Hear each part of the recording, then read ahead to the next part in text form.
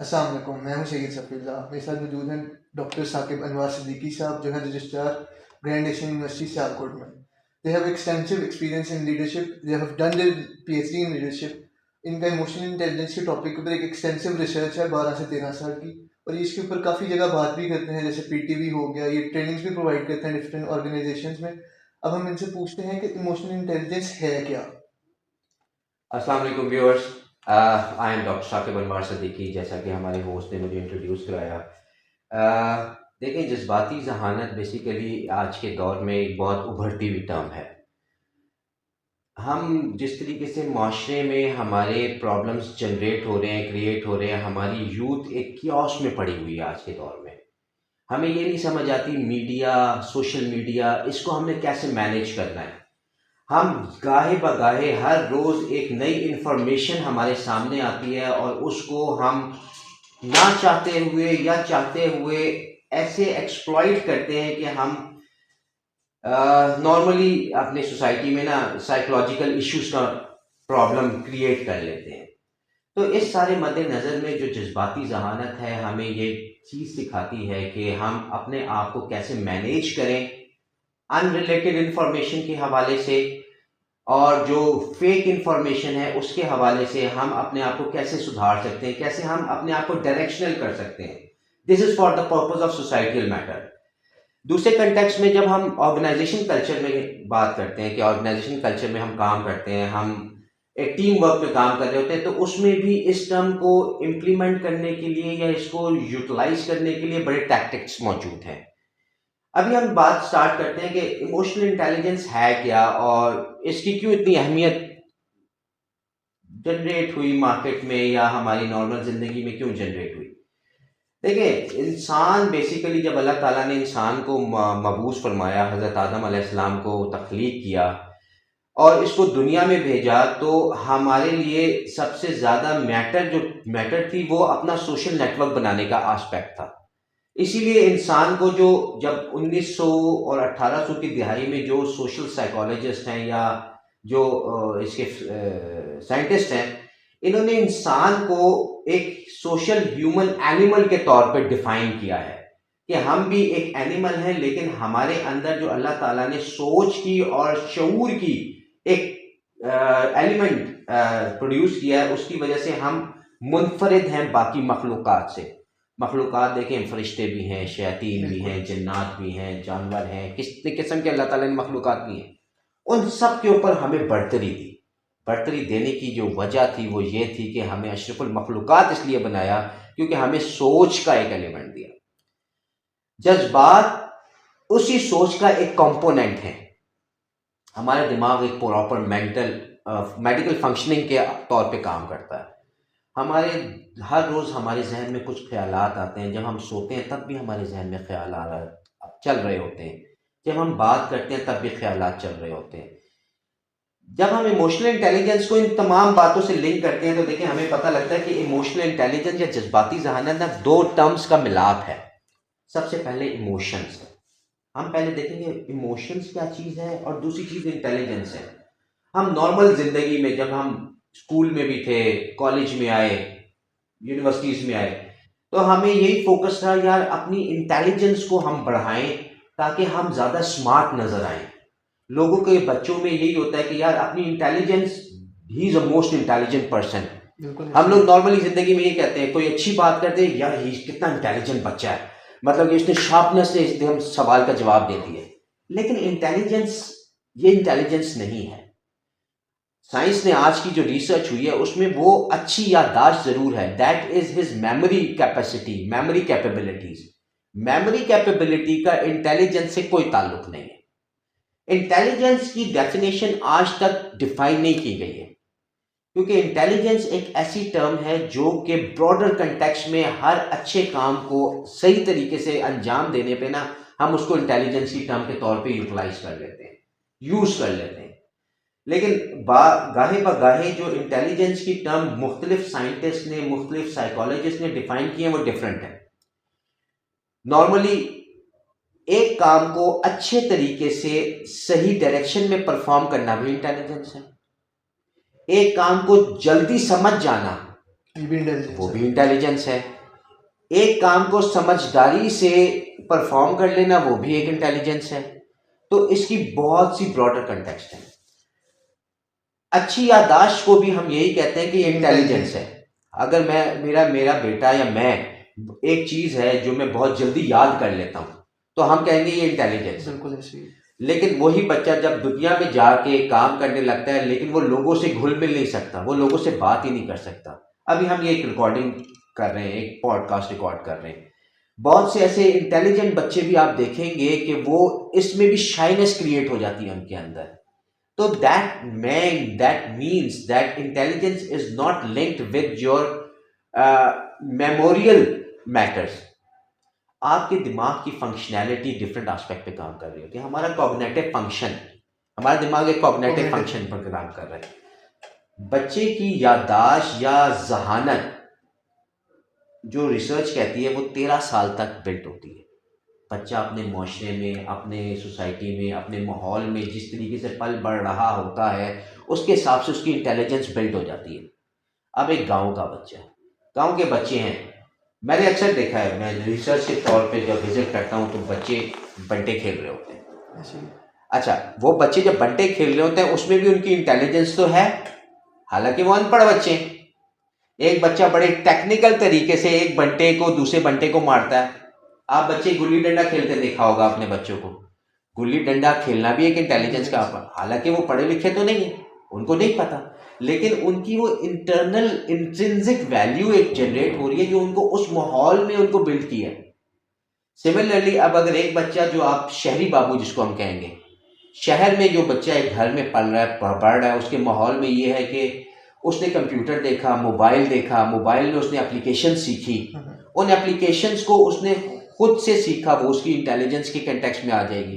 बहुत से बच्चे जो गेम्स खुद ब खुद सीख जाते हैं। आजकल तो छोटे छोटे बच्चे लगे होते हैं, छोटे छोटे बच्चे देखो मोबाइल पे किस तरह लगे होते हैं, तो हम क्या कहते हैं वो उनकी इंटेलिजेंस बिल्ड हो रही है। लेकिन जब वो 13 साल से ऊपर जाते हैं तो उनका माऊ दिमाग जो है ना स्टक हो जाते हैं, वो सोशल कंटेक्स्ट में नहीं आ पाते, वो उसी फोन स्क्रीन में स्टक हो जाते, उसी फोन स्क्रीन में। और ये बीमारियां आज बढ़ रही हैं।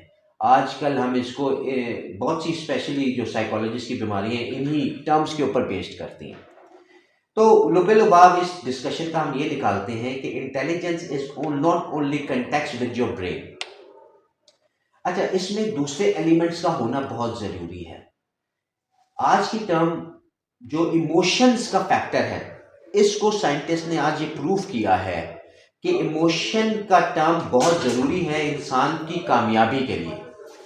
रिसर्च ने ये प्रूव किया है कि intelligence is not only the factor for the success, उसके साथ इमोशंस का होना बहुत ज़रूरी है। सर, ये इमोशंस की जो आप बात कर रहे हैं, ये इमोशंस एज पर भी जैसे हम एक दूसरे से इंटरेक्ट करते हैं, ये इमोशनल इंटेलिजेंस उससे रेलिवेंस में आनी, सोशलाइजेशन के रेलिवेंस में आती है आई गेस। बिल्कुल।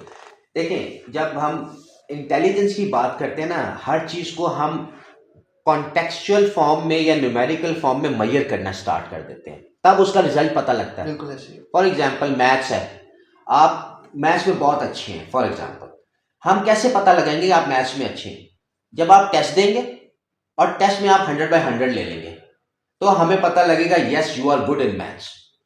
सिमिलरली इंटेलिजेंस को जब हम मेजर करते हैं तो उसको हम कहते हैं IQ, इंटेलिजेंट कोशेंट।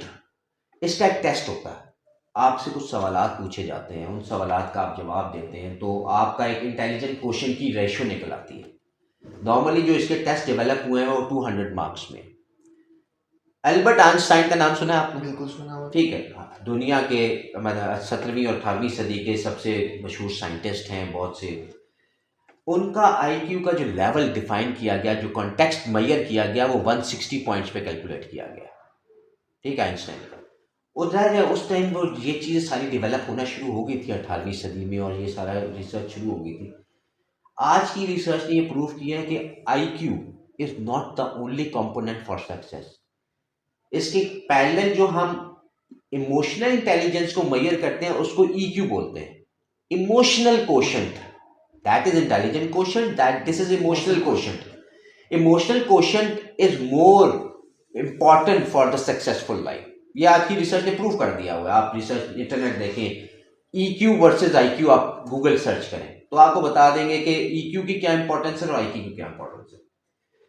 अब इसमें जब हम बात करते हैं इमोशनल इंटेलिजेंस की, देखिए रिसर्च जब डेवलप होती है ना, तो एक बंदा, कोई एक साइंटिस्ट एक टॉपिक, एक एरिया लेकर मार्केट में आते हैं और वो फिर उसको मार्केट में एक्सप्लोर होना शुरू हो जाता है। वो इमोशनल इंटेलिजेंस की जो टर्म पहली दफा दुनिया में इंट्रोड्यूस कराई ना, वो सोशल इंटेलिजेंस के नाम से ही थी। हॉकडाइन एक इन्वेंटर थे, साइकोलॉजिस्ट थे, इन्होंने तकरीबन 18वीं सदी में इस टर्म को इंट्रोड्यूस कराया। अब वो उस पर रिसर्च होती रही, लोगों ने डिबेट की, काफ़ी चीज़ें इसमें इम्प्रूवमेंट आई, लेकिन जो इमोशनल इंटेलिजेंस की टर्म जब हम कहते हैं तो इसको ना 1990 में, अभी रिसेंटली 1990 में मेयर स्लावे एक साइंटिस्ट है, अमेरिकन साइकोलॉजिस्ट हैं, उन्होंने पब्लिश किया, अपना रिसर्च आर्टिकल लिखा कि इमोशनल इंटेलिजेंस भी कोई चीज़ होती है। लेकिन इसकी जो पॉपुलैरिटी है, जो दुनिया में इसकी मशहूरी हुई, वो डैनियल गोलमैन ने की। डैनियल गोलमैन ने 1996 में किताब लिख दी इसके ऊपर, जो कि बेस्ट सेलिंग बुक हो गई पूरी दुनिया में, लाखों उसके एडिशन प्रिंट हुए और सेल हुए। तो डैनियल गोलमैन ने जब इसको चीज़ को डिफाइन किया तो उसने कहा कि इमोशनल इंटेलिजेंस में ना 4 फैक्टर काउंट होते हैं, 4 पिलर्स पे ये खड़े हुए। इसमें सबसे पहला फैक्टर जो है आपकी अपनी सेल्फ अवेयरनेस है, कि आप अपने जज्बात को कितना जान सकते हैं, पहचान सकते हैं।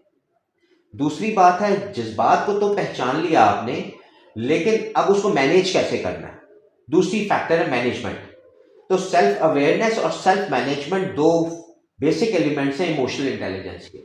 दूसरे जो 2 फैक्टर्स हम काउंट करते हैं वो सोशल कंटेक्स्ट में, उसमें सोशल अवेयरनेस और रिलेशनशिप मैनेजमेंट। तो ये 4 एलिमेंट, 4 का स्क्वायर, ये 4 का पैराबोला हम जब कलेक्ट करते हैं तो हम ये कहते हैं ये चारों मिलेंगे तो आपकी इमोशनल इंटेलिजेंस मैयर होगी, आप अपने इमोशनल इंटेलिजेंस को जानेंगे। तो ये सब बेसिकली यहाँ से डेफिनेशन स्टार्ट होती है इसकी। अब जब हम बात करते हैं, पहली टर्म को लेके चलते हैं, emotional intelligence, self awareness. Self awareness क्या चीज़ है? देखिए, इमोशंस का जब हम मेडिकली रिसर्च में जाते हैं तो उसमें हमें पता लगता है इमोशंस जो हमारे दिमाग में प्रोड्यूस हो रहे हैं, each and everything is connected to your brain. Medical science purely यही बात करती है हमारी, कि हर चीज़ आपके ब्रेन से कनेक्टेड है। लेकिन अभी भी जो मैंने अपने रिसर्च आर्टिकल में इसको एक ओपन बुक के लिए छोड़ा है, वो ये कहा है कि इंटेलिजेंस और specifically emotional intelligence is not only connected with your brain, there is some part of your heart also. No doubt यही है अभी भी, क्योंकि इस पे रिसर्च अभी होना बाकी है, लोग इस पे एक्सप्लोर कर रहे हैं, कुछ साइंटिस्ट ने ऑलरेडी एक्सेप्ट कर लिया है, मेडिकल वालों ने अभी तक एक्सेप्ट नहीं किया है इस चीज़ को, कि दिल का आपकी याददाश्त से, आपके जहानत से कोई ताल्लुक है। लेकिन जो साइकोलॉजिस्ट हैं वो इस टर्म को एक्सेप्ट कर रहे हैं दुनिया में आज के दौर में।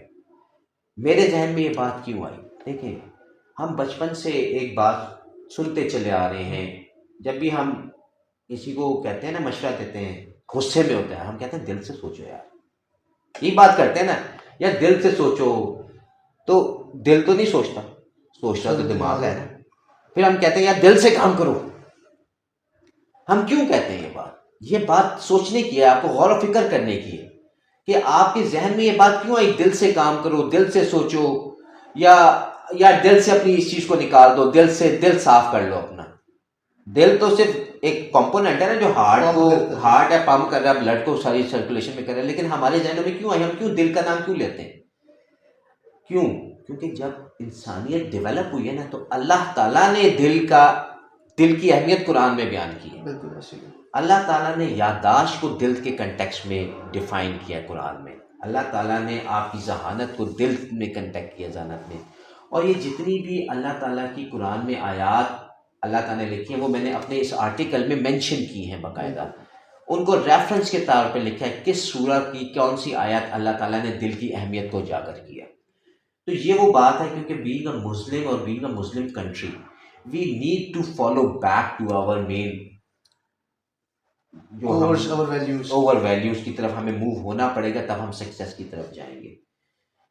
हम वापस अपने टॉपिक पे आते हैं कि जो जज्बाती जहानत में पहली चीज़ है सेल्फ अवेयरनेस। सेल्फ अवेयरनेस ये है कि आपको जब गुस्सा आया, आपको खुशी महसूस हुई, आपको कोई चीज़ बुरी लगी, आपको कोई चीज़ तंग कर रही है, आप इरिटेट हो रहे हैं किसी चीज़ से। आज के बच्चे, हम नॉर्मल लाइफ में होता है जाहिर सी ना, बात है। बॉस ने एक बात कह दी तो बॉस ने हालांकि हालांकि वो सही तर्ज को हमें हमें करेक्शन करने के लिए की होगी, बिल्कुल ऐसे ही। लेकिन हम उसमें इनॉय हो जाएंगे, हम सारी टाइम बैठ के सोचते रहेंगे यार ये बॉस ने मुझे क्यों पॉइंट मारा है।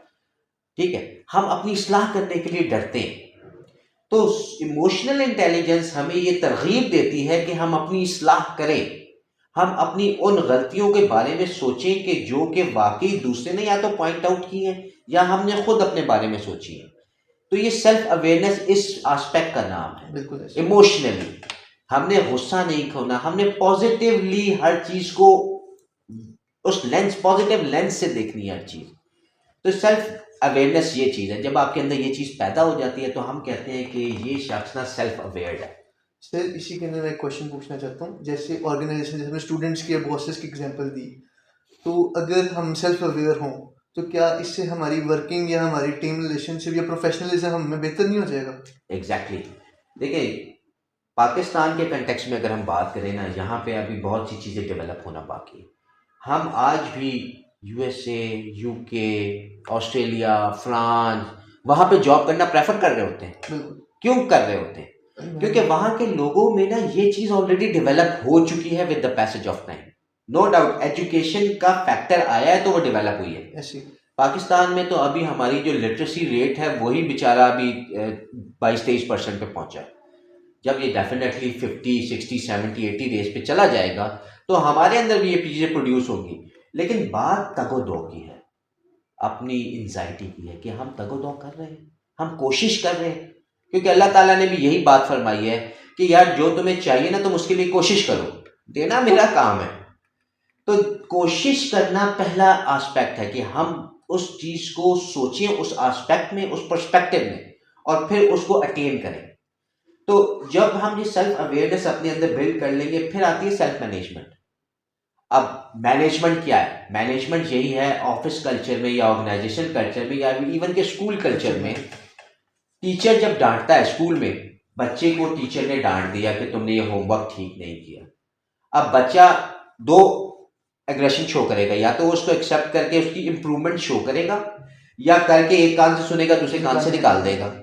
यही दो एलिमेंट होते हैं। तो मैनेजमेंट क्या है? एक अगर आपको कोई अच्छी बात बताई गई है तो उसको एक कान से सुन के दूसरे कान से निकालना नहीं है। देन अगर आप ये कर रहे हैं तो you are not managing your self, you are not self management, you are not doing self management. उसको इम्प्रूवमेंट की तरीके से उसको फॉलो करना है, उन गाइडलाइंस को, अच्छी बातों की गाइडलाइंस को। जब आप ये करना शुरू हो जाएंगे, उस पर पैरोकार हो जाएंगे, तो आप सेल्फ मैनेजमेंट की तरफ मूव होना शुरू हो जाएंगे। इमोशंस के कंटेक्स्ट में यही बात आती है कि जब आपके अंदर गुस्से का एलिमेंट आया या किसी खुशी का एलिमेंट आया, तो आपको ये महसूस करना है कि यार मुझे गुस्सा आ रहा है। गुस्सा तो महसूस हो गया, आपको गुस्सा फील हो गया कि मैं गुस्से में हूँ। अब आपको मैनेज करना ही नहीं आता कि यार अब मैंने नेक्स्ट एक्शन क्या करना है। या तो आप भड़ास करके कोई गाली गलौज करके उसको आउट कर देंगे कहीं ना कहीं से, या किसी से लड़ाई झगड़े में घुस जाएंगे। जैसे नॉर्मल हमारे सोसाइटी में बाइक से बाइक टच हो गई, गाड़ी से गाड़ी टच हो गई, गुस्सा आया, गुस्सा आने के बाद अगले ने कोई ना कोई इररेलेवेंट या अनएथिकल एक्शन कर दिया। Unless you come to know तो मैनेजमेंट कैसे करनी है। मैनेजमेंट करने के लिए you have to calm down. First thing, you have to think with the positive approach. आपने दूसरे की मजबूरी समझनी है। जो हमें बात कहते हैं ना कि यार sit in the others feet to get success, तो वो बात इसीलिए गलत नहीं कहते, इसलिए कहते हैं कि ये सारी इमोशनल इंटेलिजेंस की ना कंटेक्स्ट में बात हो रही होती है, हमें पता नहीं होता। ठीक है, लेकिन उसी कंटेक्स्ट में हम बात कर रहे होते हैं कि यार दूसरे के पहलू में जाके बैठ के उसके तर्ज से सोचो कि वो क्या सोच रहा है। जब आप ये करना शुरू करेंगे तो आप सेल्फ मैनेजमेंट की तरफ रगबत हासिल करना शुरू हो सर इसमें मेरा एक बात कहना चाहूँगा कि जैसे एज अ पाकिस्तानी सोसाइटी, खासतौर पर लड़कों को हमें इमोशंस को एक्सप्रेस करना नहीं आता, या हमें पता ही नहीं होता कि हम फील क्या कर रहे हैं, हम गुस्सा फील कर रहे हैं, हम हार्ट ब्रोकन फील कर रहे हैं, या हम फील क्या कर रहे हैं। तो हम उसको मैनेज कैसे करेंगे जब हमें खुद नहीं पता कि हम फील क्या कर रहे हैं? देखिए, इसमें इसकी प्रैक्टिसेस है डिफरेंट। मैं आपको एक छोटी सी प्रैक्टिस बताता हूँ। नॉर्मली जब हम सेल्फ मैनेजमेंट की एक्सरसाइजेस बताते हैं तो हम ये कहते हैं कि spare some time for your own self. अकेले में ज़रूर बैठा करें आप। अकेले में बैठ के अपनी जिस्म की और अपने जहन की जो सोच है उसको आप नोट डाउन करना शुरू करें। ठीक है, नोट डाउन इस तरीके से करते हैं क्योंकि आज के कल के कंटेक्स्ट में ना आपने सुना होगा create your vision, create your mission. पहले हम ऑर्गेनाइजेशनल कंटेक्स्ट में ये बात करते होते थे, लेकिन आज के दौर में हम पर्सनल कंटेक्स्ट में बात करते हैं। When you create your vision and create your mission, और ये विजन मिशन यहाँ पे नहीं होता, हम नोट डाउन करवाते हैं बच्चों से। इवन के एम्प्लॉयज़ को मैंने कितने एग्जेक्टिव्स को ट्रेनिंग दी है, मैंने उनसे पूछा कि have you develop your personal vision. Executives हैं इवन के 60 क्रॉस कर चुके हैं, they didn't make any vision of their self.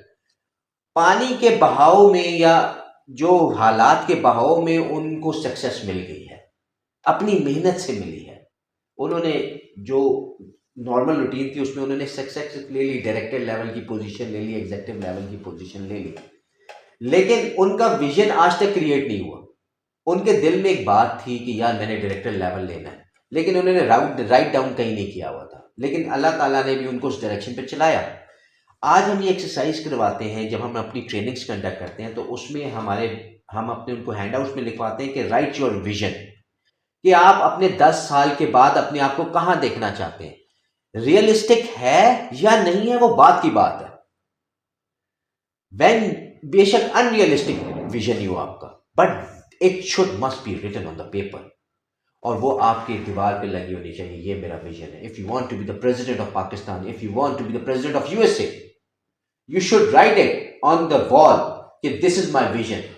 जब आप वो विजन अपना बिल्ड करेंगे, then you have to note it down its mission statements. या ये विजन है, अच्छा उसको अचीव करने के लिए मुझे क्या क्वालिटीज बनानी है, अपने केपीआईज क्या बनानी है, केपीआईज क्या बनानी है। ठीक है, then you start writing the mission statements. आप एक मिशन स्टेटमेंट बनाएंगे, उस मिशन स्टेटमेंट के बाद आप उसके ऑब्जेक्टिव्स बनाना शुरू करेंगे। ये मिशन अचीव करना है, आज मैं मैट्रिक करूंगा, एफएससी पे करूंगा, एफएससी में इंजीनियरिंग में करूंगा, मेडिकल में करूंगा। You start creating your objectives.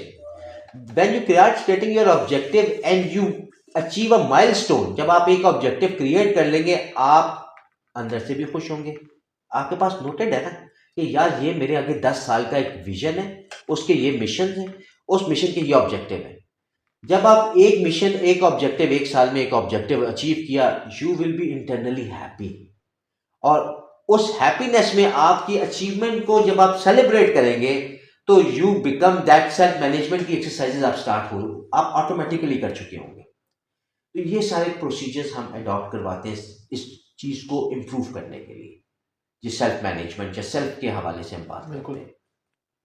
अब हम आगे चलते हैं इस डिस्कशन को, अगर हम थोड़ी सी और आगे लेके चले तो जो दूसरे एस्पेक्ट हैं इमोशनल इंटेलिजेंस के, वो सोशल अवेयरनेस और रिलेशनशिप मैनेजमेंट है। रिसर्च ने ये प्रूव किया है कि आप जो सोशल एस्पेक्ट हैं उस टाइम तक अचीव नहीं कर सकते जब तक आप सेल्फ के फैक्टर्स को इंप्रूव ना कर लें या बिल्ड ना कर लें।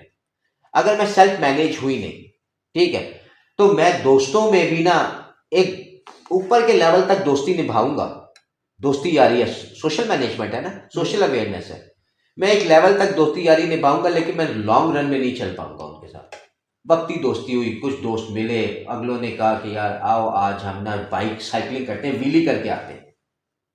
मतलब कि विद इन 2 मंथ्स 3 मंथ्स आपका साइकोलॉजिकल उनसे मिला, एक साइकी मिली, आप लोगों ने उनके साथ व्हीली की। ऐसी दोस्त यार मिलते हैं, पीयर जैसे होते हैं, पीयर जैसे होते हैं।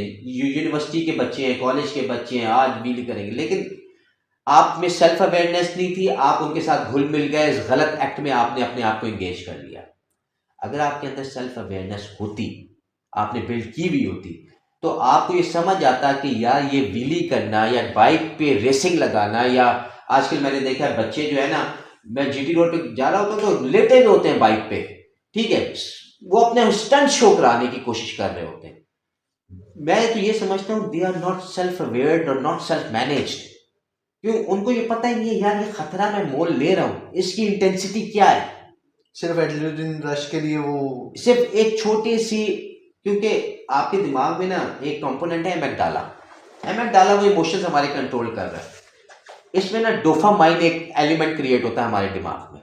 डोपामाइन वो एलिमेंट है जो ना हमें वक्ती तौर पे खुशी देता है, हम जो अच्छा काम करना चाहते हैं ना, जो हमारा जिससे हमें ये फील हो यार इससे ना मुझे एप्रिसिएशन मिलेगी, ठीक है, हम वो काम करने की कोशिश करते हैं। ये हमारे अंदर बिल्ट इन है। बच्चे को भी ना, अब बच्चा 2 साल का 3 साल का है, आप उसको टॉफी दें, ठीक है, उस टॉफी देने के बाद ना उससे कहें कि यार ये तुम मुझे दोगे ना तो मैं तुम्हें एक और टॉफी दूंगा। जब उसको वो रिवॉर्ड की एक मिलना शुरू होती है ना खुशी, तो वो उसको फिर दोबारा करने लगता है। तो हमारी सोसाइटी में लोगों का रुझान या अपने जो यही है कि यार कोई गलत काम करेंगे ना तो हमें वैल्यू मिलेगी। ये सोशल मीडिया का कंटेक्स्ट है, अटेंशन गेन करनी है।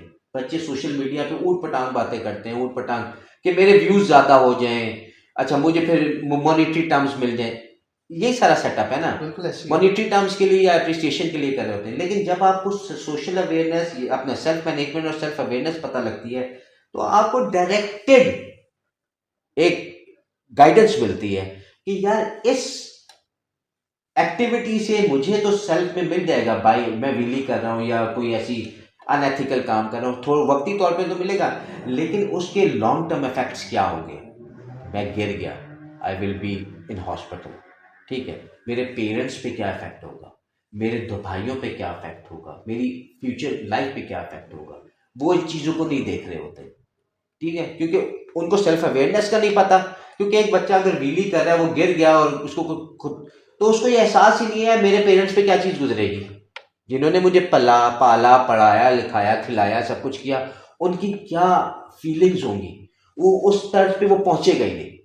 लेकिन एक बच्चे को अगर ये एहसास है ना कि वो सेल्फ मैनेज्ड है, उसको ये सोशल अवेयरनेस का पता होगा, यार मुझे चोट लगेगी ना सबसे पहले मेरी माँ रोएगी, ऐसी बात है ना।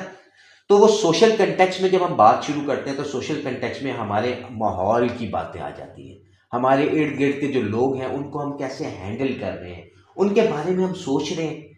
हम जाते हैं, एक गरीब सा बंदा मिल रहा है, फकीर मांगने आ गया, ठीक है, हम उसको कहते हैं अब भाग जाए यहाँ से, दफा हो जाए, तुम प्रोफेशनल हो, ठीक है, हो सकता है वो प्रोफेशनल ना उसको ज़रूरत हो सकता है वो उसको ज़रूरत हो, लेकिन हमारी सोसाइटी का बिल्टअप ऐसा बन गया कि हमारे लोगों ने हमें ऐसा कह दिया कि इसको झिड़कना ही है। लेकिन हम क्या कर रहे होते हैं, हम इसके पैरेलल इस्लाम ने कितना, अल्लाह ताला ने मना फरमाया यार झिड़कना नहीं है तुमने, किसी को गलत अलकाब नहीं देने, किसी को गलत बात नहीं करनी, सॉफ्ट स्पोकन रहना है। ये सारी चीज़ें आप उसी टाइम अचीव कर सकते हैं जब आप सेल्फ मैनेज होंगे, ठीक है। इसीलिए जो सोशल कंटेक्स्ट है, या इसको सोशल अवेयरनेस को हम सोशल इंटेलिजेंस भी कहते हैं। दुनिया में जब इसकी रिसर्च हुई है तो सबसे पहले सोशल इंटेलिजेंस को ज़्यादा प्रमोट किया गया, ज़्यादा अहमियत दी गई। लेकिन with the passage of time research जब हुई तो उन्होंने कहा सोशल इंटेलिजेंस गेन करने के लिए आपको सेल्फ को पहले इम्प्रूव करना है। इसी के अगले पिलर पे जब हम जाते हैं रिलेशनशिप मैनेजमेंट, उसको हम ऑर्गेनाइजेशनल कल्चर में फिर एवेल्युएट करते हैं कि जब आप अपने बॉस के साथ, अपने पीयर्स के साथ, अपने सबऑर्डिनेट्स के साथ किस तरीके से रिलेशनशिप मेंटेन करते हैं। आपको अच्छे तरीके से, अच्छे गुफ्तगू के आदाब के साथ आपने उसको मैनेज करना होता है। तो ओवरऑल ब्रॉडर कंटेक्स्ट में हम इमोशनल इंटेलिजेंस को इस तरीके से हम डिफाइन करते हैं और लेके चल रहे होते हैं अपने एकेडमिया में भी और प्रोफेशनल लाइफ में भी। बिल्कुल सर, जैसे हम रिलेशनशिप मैनेजमेंट में हमने बात की, तो यहाँ पे एक काफ़ी बड़ा इशू है कि अगर आप किसी के पास काम करते हैं या किसी के अंडर भी काम करते हैं, तो वो अब सब पास समझने लग जाता है आपको, वो अपनी अथॉरिटी को मिसयूज़ करने लग जाता है। इसकी सबसे बड़ी एग्जांपल है हमारी ब्यूरोक्रेसी। हमारे जो हैं कुछ लोग हैं जो अपनी पावर, कोई ओहदा है उसको मिसयूज़ करते हैं, तो उनके अंदर इमोशनल इंटेलिजेंस ज़्यादा होती है कम होती है। देखिए मेरे कंटेक्स्ट के हिसाब से ना, जो अपनी पावर्स को मिसयूज करते हैं they are totally unaware about emotional intelligence type. तो मेरा अपना रिसर्च का आइडिया है। जहाँ तक इंडिविजुअल की बात है ना, हमें एक चीज़ बड़ी जहन में रखनी चाहिए, जब हम कहीं जॉब कर रहे हैं हमारा ऑब्जेक्टिविटी क्या है। आपकी अगर ऑब्जेक्टिविटी ऑर्गेनाइजेशन होगी ना, यू विल नेवर डिप्रेस्ड। अगर आपकी ऑब्जेक्टिविटी ह्यूमन होगी, you will always be depressed. अगर आप कहीं जॉब कर रहे हैं, आप ये समझ रहे हैं कि मैं नौकरी अपने बॉस की को खुश करने के लिए कर रहा हूं या बॉस की सक्सेस के लिए कर रहा हूं, दैट इज़ योर फेलियर। जब आप ये समझेंगे यार जो मैं काम कर रहा हूँ वो जो इंस्टीट्यूशन बना है ना उसकी प्रोग्रेशन के लिए काम कर रहा हूँ, then you will remain satisfy around. कैसे? आपको एक बॉस ने कहा कि यार एक वेबसाइट डेवलप करके लाओ, ठीक है, आपने अपने अपने आपकी एक सोच का लेवल है ना, बिल्कुल आपका एक एक्सपोजर नहीं होगा डेफिनेटली, ठीक है, hierarchy with the passage of time बनती है। आपने चार चीजें देखी, चार वेबसाइट्स देखी और उस वेबसाइट्स की डिजाइन पे अपना एक मॉडल डेवलप कर लिया, यही आपकी काम थी। जब आपने बॉस को दिखाया, बॉस ने कहा ये क्या बना के लाए हो, ऐसे ही होता है, अक्सर लोग ऐसे कहते हैं ये क्या करके लाए हो। अब बॉस ने उस बॉस को क्यों नहीं पसंद आई? जब आपको पता होगा ना, सोशल सेल्फ अवेयरनेस होगी, आप ये समझेंगे बॉस को शायद इसलिए नहीं पसंद आई, इसका इसका जो कॉन्टेक्स्ट है ना वो मजीद ब्रॉड हुआ है। इसने 100 वेबसाइटें देखी हुई है, मैंने तो 4 ही देखी है, इसने 100 देखी हुई है। उन 100 में से ये किसी एक को ना एडमायर कर रहा है और उस तरीके का काम चाह रहा है। तो फिर आप में एक टैक्टिक होना चाहिए, आप अपने आप को उसके सामने करते हैं, आप डिप्रेस नहीं करना। जब उसने डांटा, उसने कह सकते कि मैंने तो अपने एक्सपीरियंस के हिसाब से, मैं तो जूनियर हूँ, मैंने तो इतना ही किया है, आप क्योंकि सीनियर हैं आप मुझे गाइड करें काइंडली कि आपके पास कोई ऐसा मॉडल है, कोई ऐसा कोई मॉडल या कोई मॉडल ऑपरेंडी है जिसकी लेआउट पे मैं इसको डिजाइन कर सकूं। आप कामली, पॉजिटिवली, अच्छे तरीके से उसको समझाएंगे तो definitely he will respond you in a positive manner. वो आपको कहेगा यार फलानी वेबसाइट देखो, फलानी वेबसाइट के पैटर्न पे इसको जरा डेवलप करो, कलर स्कीमिंग, अपने कॉर्पोरेट कल्चर को देखो, अपने लोगों को देखो, जो आपका नॉर्मली लोगो बना होता है, ऑर्गेनाइजेशन का लोगो होता है, वो with the passage of time owners ने या किसी जो मेन मेंटोर्स होते हैं, जो जिन्होंने ऑर्गेनाइजेशन डेवलप की होती है, उन्होंने with the passage of time एक कंटेक्स्ट के साथ उसको डेवलप किया होता है। तो ये कलर स्कीमिंग हो गई, आपकी डिजाइनिंग हो गई, किसी ना किसी तरीके से आप उस बॉस को के कंटेक्स्ट में समझा रहे होते हैं, तो इसमें डिप्रेस होने की बात नहीं होती। सिमिलरली इसी तरीके से बहुत सी ऐसी चीज़ें होती हैं कि हम लोग ऑर्गेनाइजेशन कल्चर में बॉस ने या पीयर ने एक नॉर्मली ऑर्गेनाइजेशनल पॉलिटिक्स चल रही होती है, एक पीयर दूसरी पीयर की टांग खींच रहा है, दूसरी पीयर तीसरी पीयर की शिकायत लगा रहा है। लेकिन नॉर्मली जब हम क्योंकि अब आहिस्ता आहिस्ता हमारी ऑर्गेनाइजेशंस में ना ये चीज़ डेवलप हो रही है, हमें भी अंदाज़ा हो जाता है कि कहाँ पे कौन किसके खिलाफ गलत बात कर रहा है। लेकिन जब आपका ऑब्जेक्टिव, पर्सनल ऑब्जेक्टिव लिखा होगा, विजन मिशन लिखा होगा और आप ऑर्गेनाइजेशन के विजन मिशन के अकॉर्डिंगली अपने आप को अलाइन कर लेंगे, ठीक है, तो फिर आपकी जो वर्किंग की स्टैंडिंग है ना वो हमेशा स्ट्रांग रहेगी। बिल्कुल, फिर ये मेंटेन इन्फॉर्मेशन हो जाएगी, मेंटेन चीज़ें हो जाएंगी, आप इन पर फोकस नहीं करेंगे। यही कंटेक्स्ट जब हम आज पाकिस्तान के कंटेक्स्ट में लेके चलते हैं, आज भी देख लें, मीडिया उठा लें, आपका एक पॉलिटिशियन है, एक मिलिट्री कंपोनेंट है, एक ब्यूरोक्रेसी कंपोनेंट है, एक जुडिशियल कंपोनेंट है, सारे कंपोनेंट देखें, गवर्नेंस के जो 4 कंपोनेंट्स हैं, उन कंपोनेंट्स को जब हम बीइंग अ पब्लिक, मुझे नहीं पता जज कैसे डिसीजन लेता है, मैंने तो जज की बुक्स भी नहीं पढ़ी, लेकिन आज हम जज को क्रिटिसाइज भी कर रहे होते हैं, ठीक है। मुझे नहीं पता मिलिट्री वाले ने क्या ट्रेनिंग ली है, लेकिन हम मिलिट्री वाले को क्रिटिसाइज कर रहे होते हैं। हमें नहीं पता पॉलिटिशियन क्या पापड़ बेल के असेंबली में आया है, लेकिन हम उसको क्रिटिसाइज कर रहे होते हैं। क्यों? हमने उसकी उस प्रॉब्लम को समझा ही नहीं या उसके उस चैलेंज को आज तक एक्सपीरियंस ही नहीं किया, तो हमें कोई राइट नहीं है कि उसको क्रिटिसाइज करें। हमारा काम क्या है? हमारा काम ये है कि जो हम अर्न कर रहे हैं अपना ब्रेड एंड बटर, उसको नेकी गति से करें। अगर मैं किसी ऑर्गेनाइजेशन में बैठ के अपनी ब्रेड एंड बटर तनख्वाह ले रहा हूं, तो इसका मतलब ये है कि मुझे 8 घंटे पॉजिटिवली और प्रोडक्टिवली उस ऑर्गेनाइजेशन को देने।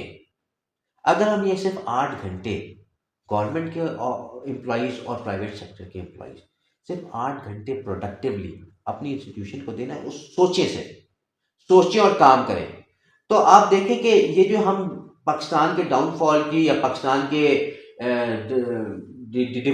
डिसाइज की बात कर रहे होते हैं, ये सब खत्म हो जाएंगे, ऑटोमेटिकली खत्म हो जाएंगी, क्योंकि लोग अपना काम करने लगे, अपना काम शुरू कर देंगे।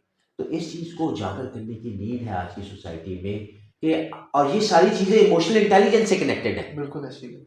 सर आप कोई बुक्स रेकमेंड करेंगे अगर कोई जानना चाह रहा है, अपने आप को समझना चाह रहा है, रिलेशनशिप मैनेजमेंट सीखना चाह रहा है, वो कौन सी बुक्स पढ़े वो? देखिए अभी क्योंकि मैंने अपना आर्टिकल बड़ी प्रीमाइज तरीके से उर्दू में कन्वर्ट किया है। मैं पहले आपको कहूँगा कि मेरा आर्टिकल आप उर्दू में पढ़ें, उसमें मैंने काफ़ी चीज़ें इम्प्रूवमेंट के साथ इम्प्रूवमेंट के टेक्निक्स भी लिखी हैं और आपकी एक्सरसाइजेस भी लिखी हैं। बिल्कुल। तो मेरा आर्टिकल वेबसाइट पे भी अवेलेबल है, शायद आप लोगों की वेबसाइट पे भी वो रखवाने के लिए बात हुई थी, तो आप वहाँ पे भी रखवा सकते हैं। हम लिंक प्रोवाइड कर देंगे डिस्क्रिप्शन में, जिसने पढ़ना हुआ जिसने पढ़ना हुआ आप वहाँ से पढ़ लें। मेरे लिंक्डइन प्रोफाइल पे है, फेसबुक प्रोफाइल पे अवेलेबल है।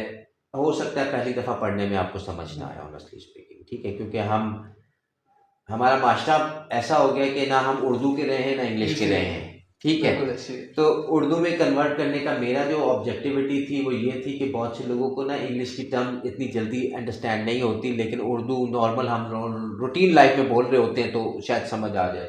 लेकिन इसमें भी मज़ीद मैं इंशाल्लाह इसको मज़ीद इम्प्रूव करने की कोशिश कर रहा हूँ। उर्दू के भी कुछ ऐसे हार्ड वर्ड मुझे इनपुट मिली है कि इसमें सख्त लफ्ज़ लिखे हुए जो कि उर्दू की मीनिंग भी समझना मुश्किल हो रहा है, तो उसको भी मैं भी आसान सलीस उर्दू में इंशाल्लाह कोशिश करूँगा। फिर मैंने इसमें मज़ीद इसकी इम्प्रूवमेंट की है। मैंने ग्रुप बनाया है कि इस आर्टिकल को मैं दूसरी लैंग्वेजेस में कन्वर्ट करूँ, पश्तो में, पंजाबी में, सराइकी में, ताकि इसकी ना एक्सपेंशन हो, इंफॉर्मेशन पहले आप अच्छी चीज़ों को अपने तक नहीं रखें, अपने तक रखेंगे ना तो उसका फ़ायदा कुछ नहीं है। जब आपकी सोच ये होगी कि यार मेरे एक एक्ट से माशरा बेहतर हो सके, मेरा घर बेहतर हो सके, मेरे बच्चे बेहतर हो सके, मेरे स्टूडेंट्स बेहतर हो सके, जब आपकी ये सोच होगी then you will flourish yourself also and you will contribute towards your society also. एम हमें यही लेके चलना चाहिए कि यार अपने साथ इम्प्रूवमेंट के साथ हम सोसाइटी को कुछ बेहतर एस्पेक्ट दें, बेहतर इम्प्रूवमेंट दें। तो इसके मजीद बहुत से डिटेल चीज़ें हैं, लेकिन इस पॉडकास्ट में डेफिनेटली हम उसको कवर नहीं कर सकते। तो बाकी आप जिस तरीके से आपकी चीज़ें हैं, हो चुके हैं सर आपके टाइम का। हम इंशाल्लाह इसके ऊपर एक और पार्ट करेंगे जिसमें हम स्पेसिफिक टॉपिक्स को लेके चलेंगे। एग्जैक्टली हम फ्यूचर में हम इसको लेके चल सकते हैं। आप सिर्फ सेल्फ अवेयरनेस पे हम एक प्रोग्राम कर सकते हैं, सेल्फ मैनेजमेंट पूरा प्रोग्राम हो सकता है, तो उसको ऐसा हम इसको हो चुके हैं आपके टाइम का। Thank you.